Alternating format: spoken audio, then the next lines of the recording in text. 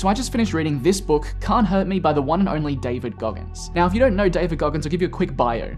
He went from being a 300-pound pest exterminator to a Navy SEAL, Army Ranger, and ultra-marathon runner. Quite an impressive story. Goggins' main belief is that mental toughness is the key to success, which actually seems to make sense to me. Our world today is bent on doing what is easy and staying comfortable. Goggins calls this settling for mediocrity. And whilst there's nothing wrong with being comfortable, it's probably true that if you want to achieve big goals, you're going to have to contend with some level of discomfort. So how do we prepare for that? How do we deal with that discomfort and come out the other side to actually reach our goals and do what we thought was impossible? David Goggins' answer? Mental toughness. The idea is to try and train your brain to develop a mindset that can overcome fear, fatigue, and stress, so that anything can become possible. So today I wanted to share 3 tips from the book that have really helped me to build my mental toughness, with the hopes that you can implement them into your own life and build your own mental toughness too. Number 1, take souls.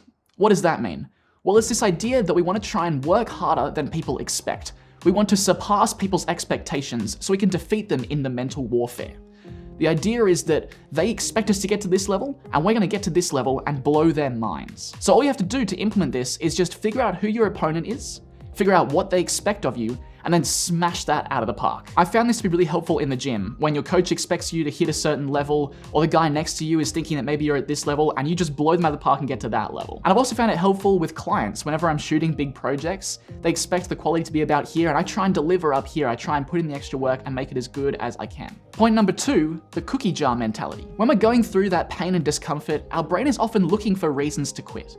But we need to control that narrative by trying to remember times that we've succeeded in the past. We want to pull a cookie out of that mental cookie jar and then just chew on that whilst we're going through the pain and use it as a way to build strength towards success. I recommend writing down a list of all of the times that you've succeeded at doing the thing that you're scared of or the thing that's causing you discomfort.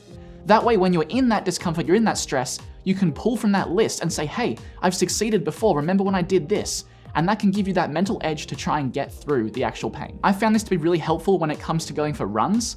A little while back, I actually did a 21K, a half marathon. I made a video for it here on YouTube. And now whenever I'm going for a run, I can pull that memory into my brain. I can remember, oh yeah, I did 21Ks. This 9K run, it's easy, it's fun, no worries. Same with client projects. Sometimes I've got scary big clients and scary big projects, but I can remember projects I've done in the past where I've executed really well and I was really proud of the way I did them. I can pull those cookies into my brain and chew on those whilst I'm working on these scary, hard projects. Number 3, learn from failure.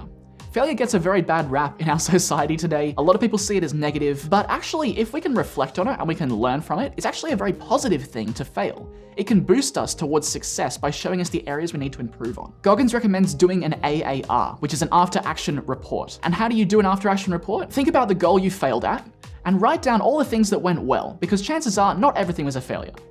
Then write down the things that didn't go so well. You can also write down what mindsets led to those things not going so well. And then write down what needs to change in order for you to succeed at the goal next time. A little while back, I went for an adventure out to Lockleys Pylon. I was trying to go for a slack line. I made a video about it, and it was an epic fail. I didn't make it nearly as far as I thought. I ran out of water, everything went wrong. But I did an AAR, I've got it here. Probably can't see it very well.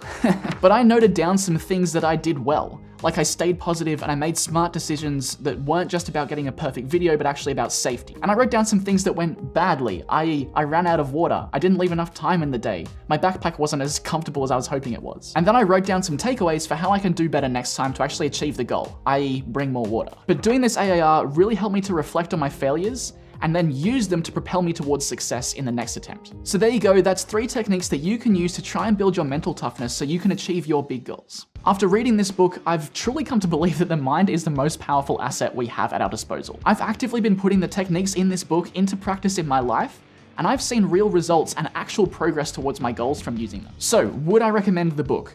Yes, but only if you're willing to be really raw and honest with yourself about what's going on in your life and what has to change in order for you to reach your goals. You've also got to be willing to put in the hard work. There is nothing in here that is a silver bullet towards success. It all requires years and years of work to actually see real progress in life. And only if you can deal with swearing and hard topics. If this book was a movie, it would be MA rated at the very least. There's a lot of swearing and there's some quite difficult topics in there. So if you can deal with those things, then yes, this book is for you. It's one of those books that just fires you up and makes you feel like anything is possible, and for that alone, it's worth the read. Thanks so much for watching. If you tried any of these techniques, let me know in the comments how they worked for you. Keep being your heroes, and I'll see you soon.